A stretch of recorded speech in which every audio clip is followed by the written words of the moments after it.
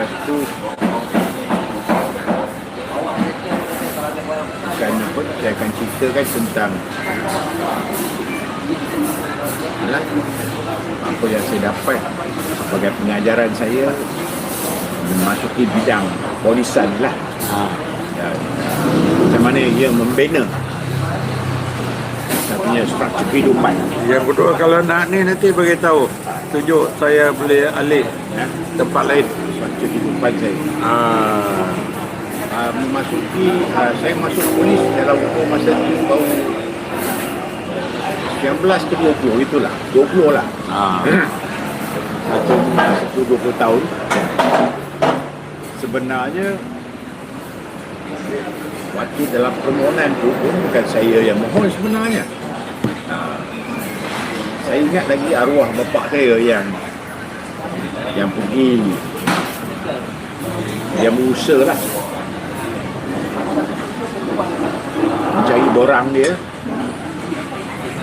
Lepas tu bila bawa balik borang tu, isilah borang tu dengan kelulusan yang paling minimal lah, kan? Ya. Saya ni dalam sekolah pun bukannya saya ni student, Sedang-sedang sedang-sedangnya, malah saya boleh katakan below average. I'm below average as a student. Tapi masa tu perkara tu kira dah tinggi dah. Sekarang ni kena 10A kan. Itu beza zaman 40 tahun dulu kan. Waktu itu, zaman itu, kata orang tu kerjaya ni mudah dapat kerja ni kan. You dengan minimal qualification ke SPM ke MCE kan, masa tu MCE bang, dah bekerja dengan government. Jadi dipendekkan cerita, submit borang apa semua tu, maka saya dipanggil untuk temuruga. Temuruga tu di Kuantan bang, di Ibu Pejabat Kontijen Polis Kuantan. Saya ingatlah saya pergi dengan kawan sekampung saya, kami orang dapat tempat pergi temuruga. So pergilah temuruga, dalam tanpa sebarang panduan kan. Jadi sebarang preparation yang rapi, because saya pergi tu macam, well, saya dipanggil, ini ruang dan peluang saya pun pergilah. Nak jadikan cerita rezeki bang, saya dalam dapat keputusan after 1 month plus lah, dekat 2 bulan. Keputusannya saya ni reserve list. Saya reserve list bang. Masa tu dia ada reserve list rupanya. Dia bukan terus dapat. Ada reserve reserve. Mana ada yang tarik diri, dapatlah ya. Walau alam apa dia punya kriteria tak tahu. Tapi saya dalam kategori reserve list, simpanan, substitute normal. Maka saya pun selepas dapat keputusan tu, saya tunggu lagi 3 bulan. Masa tu saya dah bekerja dia bang. Saya dah bekerja di sebuah hotel terkemuka di Kuala Lumpur. Saya tak ambil, saya bukan kata orang tu duduk saja, tidak.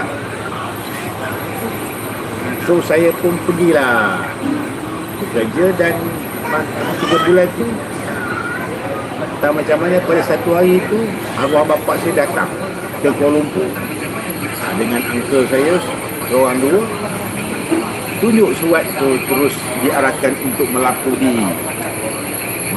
diri di Pusat Latihan Polis Kuala Lumpur. Itulah cerita dia, macam mana saya diterima ya. Okeylah, bila dapat keputusan tu, saya dalam tempoh masa tu, waktu tu saya ingat lagi dalam tempoh dalam 2 minggu untuk saya diarahkan melaporkan diri. So bila tu saya terus tender lah. Saya tender, masa tu tender 24 jam. Jadi gaji bulan tu saya tak ambil lah kiranya. Saya diberi kebenaran oleh pengurusan. Nasib baiklah pengurusan kita tu ketua dia orang Melayu bang ya. Jadi dia tengok saya pun waktu tu dengan usia yang muda dan kata orang tu baru nak melangkahkan kehidupan yang baru kan, melakarkan kehidupan kita tu. Pergilah saya lapor ni. Tapi masa balik tempoh 2 minggu tu bang, saya dah dinasihatkan oleh arwah mak saya lah, adik-beradik lagi. Dia kata kau jangan lari. Sebab benda ni, latihan polis ni Keras. selama ni tak didedahkan kan. Ya. Walaupun ada seorang pak saudara tu dia kawan polis lah, saya tidak didedahkan apa bentuk latihan dia, latihan amali ke, latihan fizikal ke, latihan apa sekali itu tidak tahu. Jadi cuma pesanan daripada arwah mak saya tu, kau jangan lari balik. Sebab sewaktu saya peringkat remaja bang, saya tak biasa buat kerja-kerja berat bang. Kerja ringan-ringan tu adalah Nak manja. nak manja. Anak Saya mak. ni bukan jenis kata orang tu Menoreh getah. jenis bahasa kerja yang Bertani. fizikal yang kuat, tidak. Saya sambil-sambil kan. Ya. Setakat angkat pinggan ni lah. Saya pun ambil lah nasihat tu, keputusan tu. Saya pun rasa macam I want to test myself kan. Saya bertekad bahawa sini saya takkan lagi, sebab ini datang sini daripada diri saya kan. Saya nak test, saya nak duga, nak buat cubaan diri saya. Adakah saya kental, walaupun selama ni orang kata saya lembut, lembik kata orang tu kan. Sotong kan. Sotong sikit lebih kurang. Hidup mewah sikit. Bawa kereta sana sini. Oh, Mini Cooper. Duit ada kan. Mak bagi duit apa semua. Jadi morat lebih. Salah guna duit dia. Jadi tak ada lah kata orang tu benda-benda yang mencabar kan. Kalau separuh budak-budak, umur dia dah habis sekolah, kerja kilang lah, kerja itulah, kerja ni semua kan. Kerja pam minyak lah. Buat benda-benda kerja-kerja yang ni lah, yang moving itu. Betul-betul naik hidup lah. Nak hidup, kata orang tu nak survival. Saya tidak. Saya relax bang. Siap dating lagi ya. Bangun tidur je, raup duit dulu. Pergi breakfast lah. Masa tu bebas bang. Isyak rokok masa tu, alahai. Umur baru 19, 18. Rokok kata orang tu beli sendiri je. Main cekau je dalam tabung lah. Mak niaga.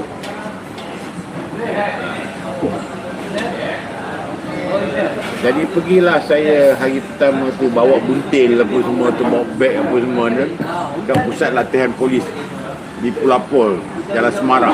Jalan Semarak Tu di situlah. Lepas tu buat pendaftaran apa semua tu, ditunjuklah mana-mana bangunan, mana barek kita orang tu semua kan. Sikit lagi barek 78.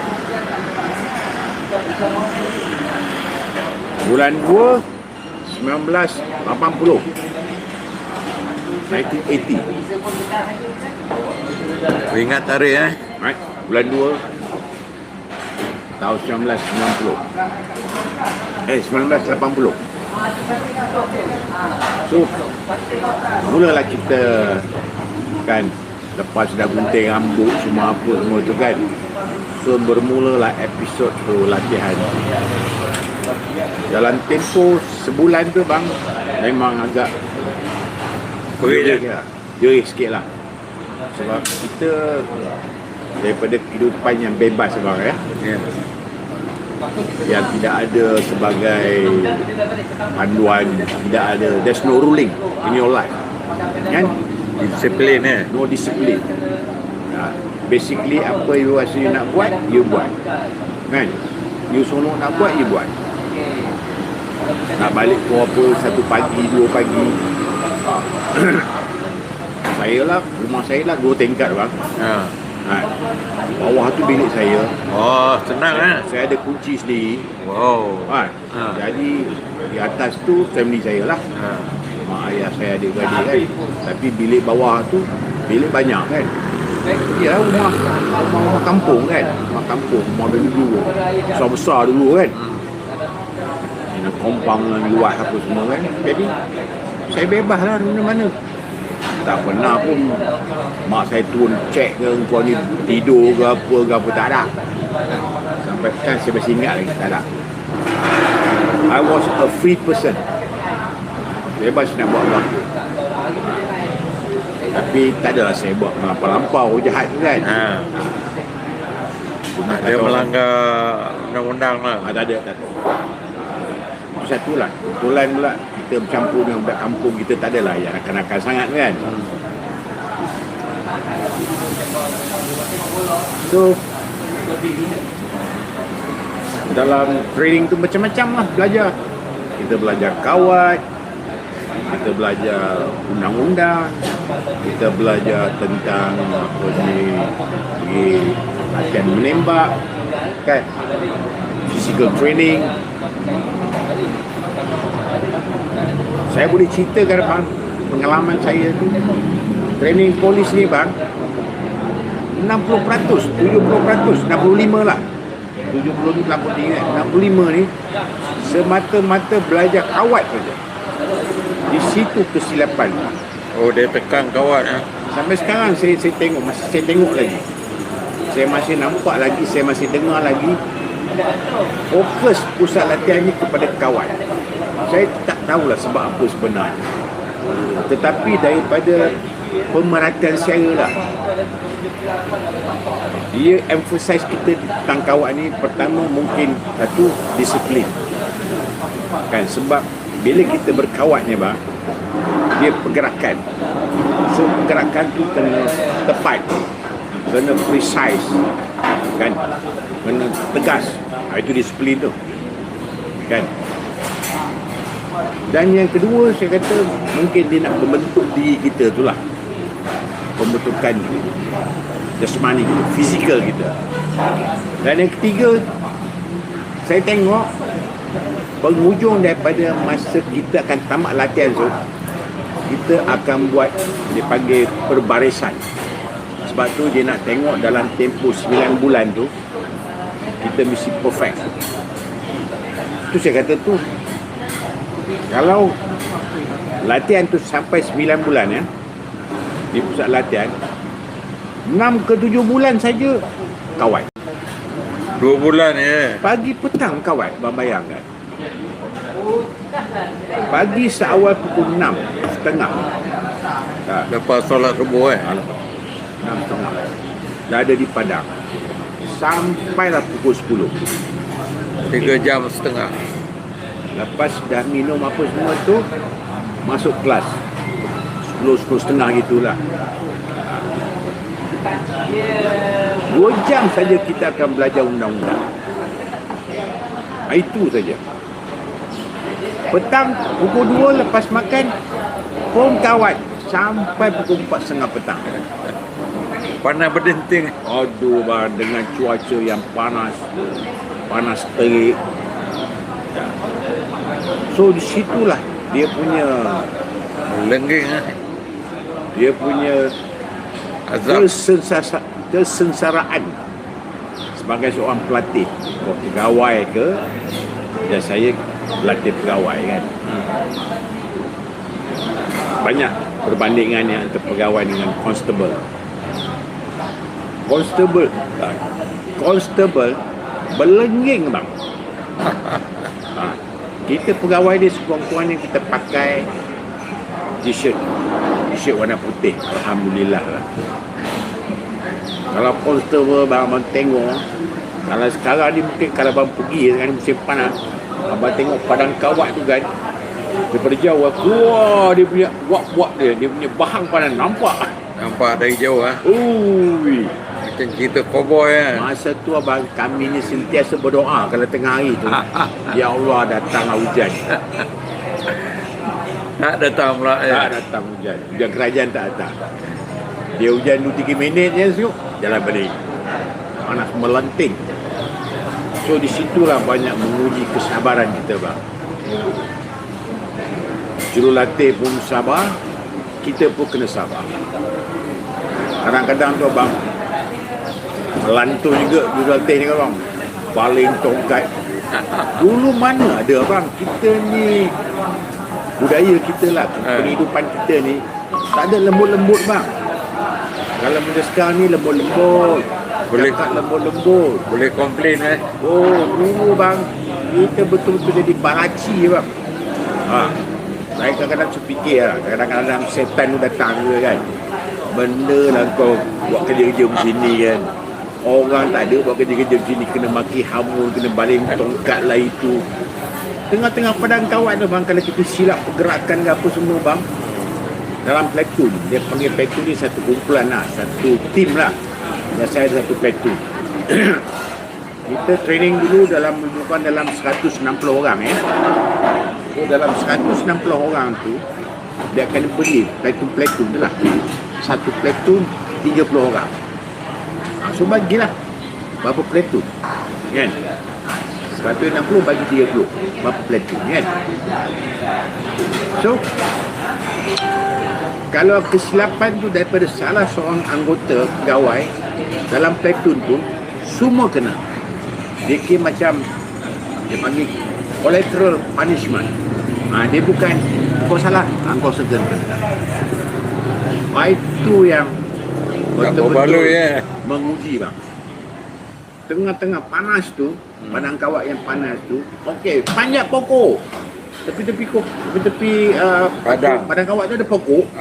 Panjat pokok tu dia panjat dengan kasut boot bang, berapa kilo bang? Panjat dengan kasut. Kasut boot tu berapa kilo bang? Oh, tak boleh tanggal 5-6 kilo. Tak boleh tanggal. Boleh.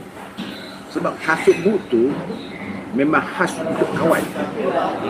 Sepanjang kita punya pergerakan ni bang, dalam depo tu, kita nak pergi kelas ke, kita pergi mana pun, semua kena pakai kawat, kawat. Kecuali kalau kita keluar pekan saja, kita pakai masih hitam, tapi hitam yang lembut. Hak lain lagi ada dalam padang kawat tu, dalam compound pusat latihan polis tu, nak pergi mana ke, nak pergi klinik ke, nak pergi apa sekali pun, toilet ke apa ke, nak balik ke barrack ke, nak pergi makan ke, boot dengan anklet tu panggil. Dan kata satu set, pakai seluar pendek. Seluar pendek zaman tu ada seluar panjang, seluar pendek. Ya. Seluar panjang. Seluar banyak private yang pakai ni. Yang mata-mata constable seluar pendek. Okey. Jadi itu kata, kalau salah sendiri tu kenalah sendiri. Pumping 20 kali tengah panas tu. Tengah panas. Atas jubin ni. Atas padang kawat tu. Padang kawat. Ni batu-batu kikir ni. Oh, dia bukan simen Tak ada mana simen. Kalau simen sedap lah. Berlagi 100 meter, 50 meter, pergi balik berlagi. Itulah bentuk-bentuk hukuman ni. Jalan itik, lompat bintang. Oh, jalan itik Dah lah bang, kita senjata, kita dengan kawan ni, kita kena pakai senjata. Oh, Sesekali je kita berkawat tangan kosong. nyata SLR ke yang pendek ke? Bang. Oh, yang panjang tu. Dia itu yang berat berapa kilo tu bang. Itu Mat Saleh pakai tu. Aduh bang. Melayu pakai trigger sampai tak sampai Abang bayangkan dulu punya training. Tidak ada belak esan. Tidak ada kata-kata yang saya lembut, maki hamun ni semua. Kau ni bangang, bodoh lah, macam-macam. So berkat dengan kesabaran tu saya takkan lari sekali kan. Bolehlah bertahan sampai 9 bulan. Saat yang menyorokkan bila bang? Masing. saat yang menyeronokkan suatu latihan tu, dalam latihan dalam latihan. adalah apabila setiap Sabtu dan Ahad kita boleh keluar pekan